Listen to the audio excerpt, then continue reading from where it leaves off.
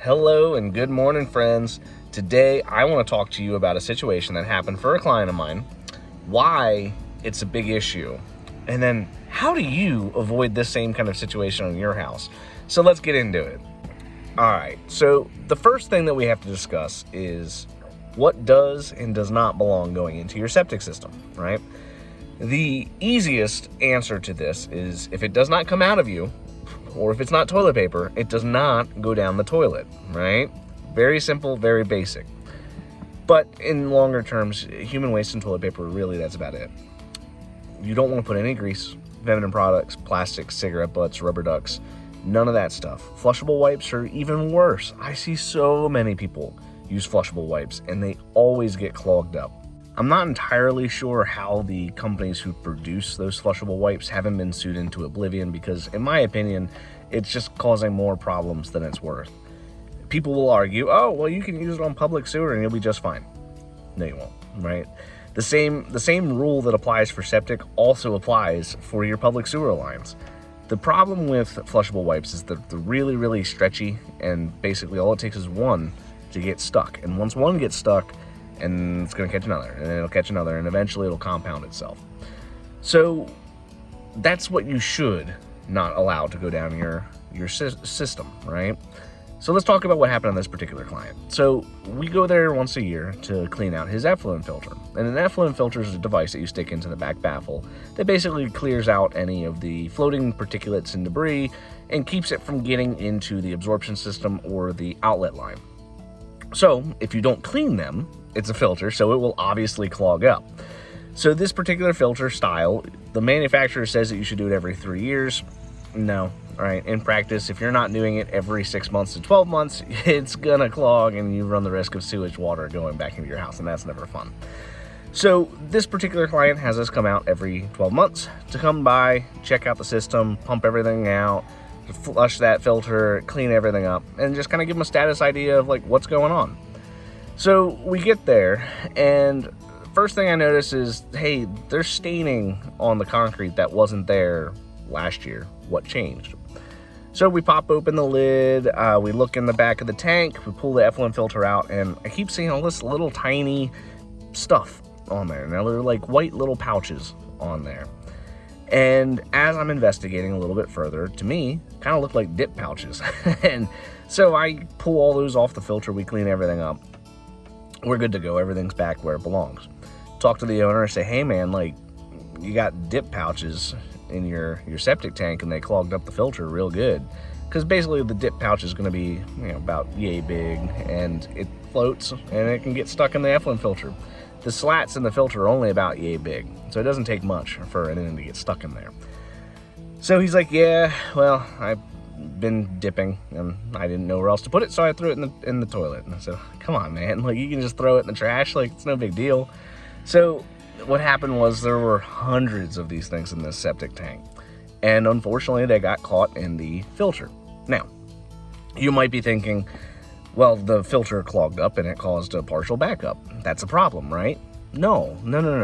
The filter is doing its job because it prevented all that junk from getting out of the tank and potentially causing a clog in the distribution box or in the piping to the dry wells.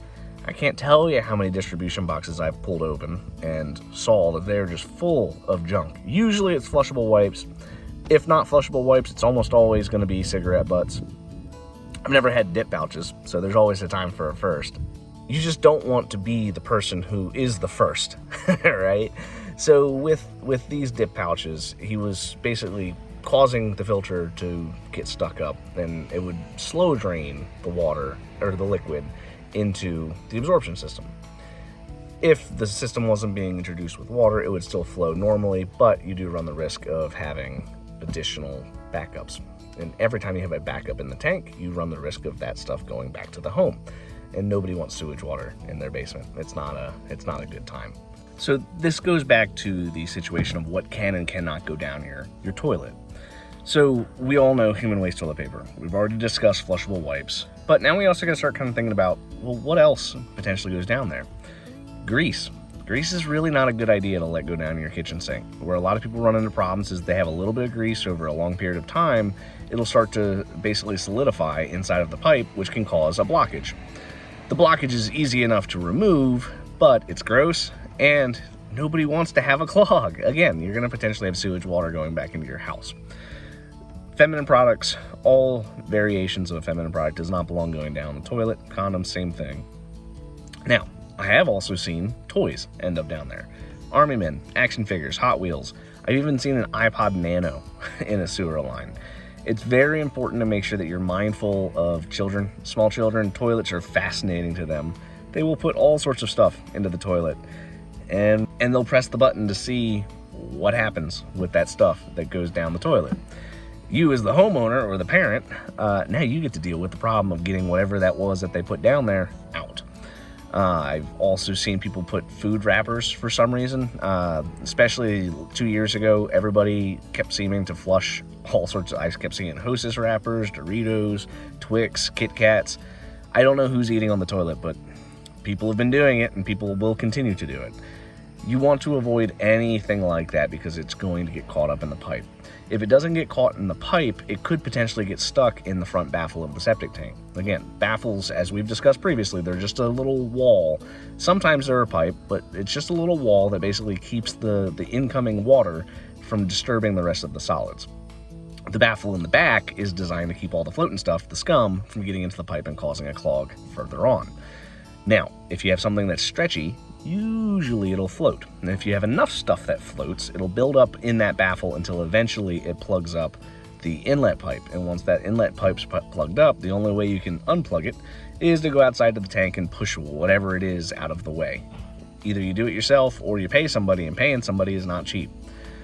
So these sorts of situations you would argue are common sense, but I do think that it's very important to make sure that everybody knows, like, hey, it's okay if you did it a couple times, but you really don't want to keep tempting fate because you're just asking for something to go wrong.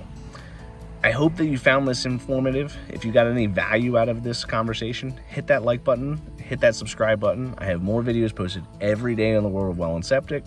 If you work in the industry, leave a comment below. Tell me, what's the wildest thing you've ever seen in a sewer pipe? I look forward to talking to you guys tomorrow.